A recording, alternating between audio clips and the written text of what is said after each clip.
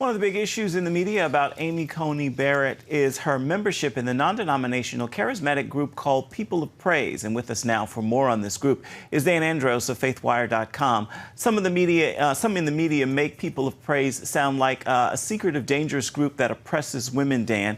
You talked to former Faithwire reporter Will Maul, who's now with Premier Christian News, and he reached out to them. Did he have a problem getting in touch with them?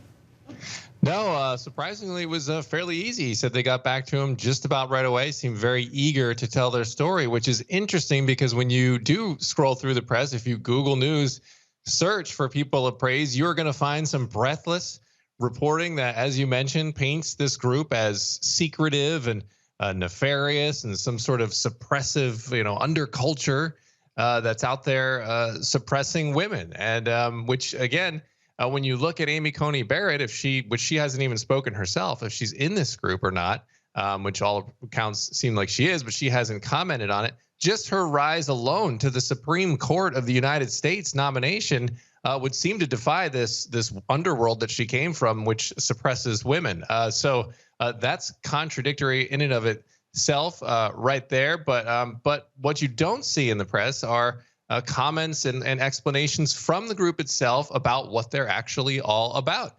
You don't see any of that. All you see are maybe a couple of responses that they include to allegations of all of these nefarious reporting. So the cumulative effect here is one of painting this group to look like some nefarious organization. That said, so what does People of Praise actually do? What are they about?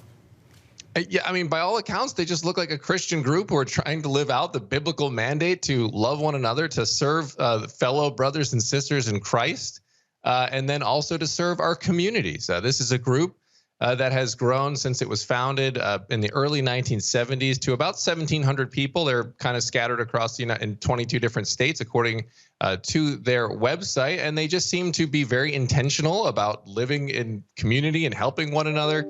And they also are, since 2001, have been intentionally moving into impoverished neighborhoods with the goal of building schools and helping the community and serving them well.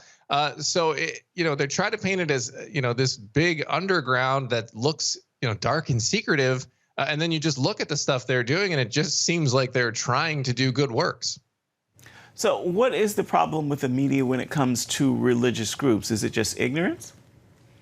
Yeah, I think so. I think the secular media has just their views, just kind of their assumptions about what Christians believe. I mean, take, for example, the jumping off point is wives submit to their husbands. That's where they're getting the submissive, nature of things, because they use the term handmaiden, which, if you look at the Bible, in Luke 1:38, that's where this group says they got that term from. It's not something where they're trying to suppress women. It's when Mary is talking. The angels talked to Mary and told her what's coming, and she says, I'm going to be the Lord's handmaid. So that's the term that, Mary uses in the Bible to be a servant, to be of service. So it wasn't, meant to be nefarious, and they changed it because of the negative connotations that are coming around now.